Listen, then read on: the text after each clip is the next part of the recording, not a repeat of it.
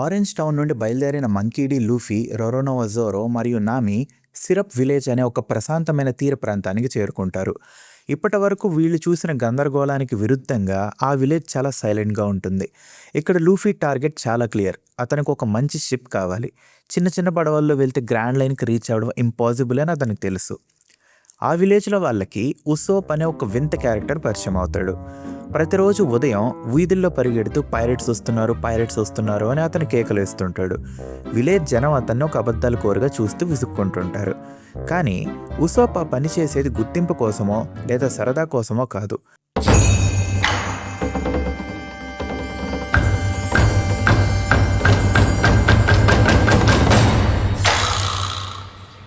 ఊరు చివర ఉన్న ఒక పెద్ద ఇంట్లో అనారోగ్యంతో ఒంటరిగా ఉంటున్న కాయా అనే ఒక అమ్మాయి కోసం. కాయా ఫేస్లో చిరునవ్వు చూడటం కోసం తన హెల్త్ బాగాలేకున్నా సరే ఆమెకు ఏవేవో సాహసాల కథలు చెప్పి ఉత్సాహపరుస్తుంటాడు. గ్రామస్తులకు ఉసోప్ ఒక అల్లరివాడు కావచ్చు, కానీ కాయా లోన్లీ వరల్డ్లో అతను ఒక వెలుతురు. లూఫీకి ఉసోప్ వెంటనే నచ్చేస్తాడు. అది అతని అబద్ధాలు నమ్మి కాదు, ఆ అబద్ధాలు వెనుకున్న ఉద్దేశాన్ని అర్థం చేసుకున్నందుకు. ఉసోప్ ఎవరినీ మోసం చేయడానికి అబద్ధం చెప్పడు, తనకిష్టమైన వాళ్ళని కాపాడుకోవడం కోసం చెప్తాడు. కానీ సిరప్ విలేజ్ బయటకు కనిపించేంత ప్రశాంతంగా అయితే లేదు. ఎందుకంటే కాయా ఇంటి దగ్గర ఉన్నప్పుడు వాళ్ళకు ఒక షాకింగ్ న్యూస్ తెలుస్తుంది. కాయా మేనేజర్ అయిన కురో నిజానికి ఒకప్పటి క్రూరమైన పైరట్. వరల్డ్ దృష్టిలో కెప్టెన్ కురో ఎప్పుడో చనిపోయాడు, కానీ అతను తన ఐడెంటిటీని దాచుకొని కరెక్ట్ టైం కోసం ఒక సేవకుడిలా కాయా వాళ్ళ ఇంట్లో వెయిట్ చేస్తున్నాడు. ఆ టైం రానే వచ్చేసింది. కురో ప్లాన్ చాలా దారుణమైనది. కాయాని చంపి ఆమె ఆస్తిని దక్కించుకొని మళ్ళీ సముద్రంలోకి వెళ్ళిపోవాలనేది అతని స్కెచ్. ఆ దాడిని వేరే పైరేట్ చేశారని నమ్మించి ఆ నిందను ఉసోప్ మీద వేయాలని ప్లాన్ వేస్తాడు.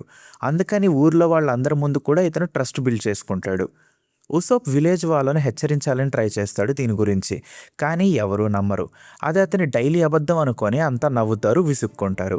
మొదటిసారి ఉసోప్ చెప్పిన అబద్ధాలే అతనికి శాపాలా మారుతాయి. ఎవరు హెల్ప్ చేయరని అర్థం చేసుకున్న లూఫీ వెంటనే ఒక డెసిషన్ తీసుకుంటాడు. ఒక ఫ్రెండ్ డేంజర్లో ఉంటే ఆ ఒక్క రీజన్ చాలు ఫైట్ చేయడానికి. విలేజ్ జనం తమకు థ్యాంక్స్ చెప్పరని తెలిసినా లూఫీ, జోరో, నామిలు ఆ ఊరి కోసం యుద్ధానికి రెడీ అవుతారు. చీకటి పడగానే కురో క్రూ గ్రామంపై దాడికి దిగుతుంది. వాళ్ళు చాలా డిసిప్లైన్డ్గా ఉండే భయంకరమైన సోల్జర్స్. ముఖ్యంగా కురో మూమెంట్స్ మిషన్ల కంటే ఫాస్ట్గా ఉంటాయి. తన సొంత మనుషులు కూడా గుర్తుపట్టలేనంత స్పీడ్తో అతను కత్తులతో దాడి చేయగలడు. ఆ ఫైట్లో ఉసోప్ కూడా నిలబడతాడు. పవర్తో కాదు, గుండె ధైర్యంతో. భయంతో వణుకుతున్నా తనకంటే బలవంతుల ముందు కాయా ఇంటిని కాపాడటానికి సిద్ధమవుతాడు. ప్రతిరోజు ధైర్యవంతుడిలా యాక్ట్ చేసే ఒక పిల్లాడు ఫస్ట్ టైం రియల్ ధైర్యాన్ని చూపిస్తాడు. జోరో తన పట్టుదలతో ఆ సోల్జర్స్ గ్రూప్ని ఎదుర్కోగా నామి తన తెలివితేటలతో పోరాడుతుంది. ఇక లూఫీ ఆ కురో స్పీడ్కి భయపడకుండా డైరెక్ట్గా అతనితో తలపడతాడు. చివరకు కురో అహంకారాన్ని తన విల్ పవర్తో లూఫీ ముక్కలు చేస్తాడు. అతను ఏళ్ల తరబడి ప్లాన్ ఆ ఒక్క ఫైట్తో తుడిచిపెట్టుకుపోతుంది. సూర్యుడు ఉదయించేసరికి సిరప్ విలేజ్ సేఫ్గా ఉంటుంది.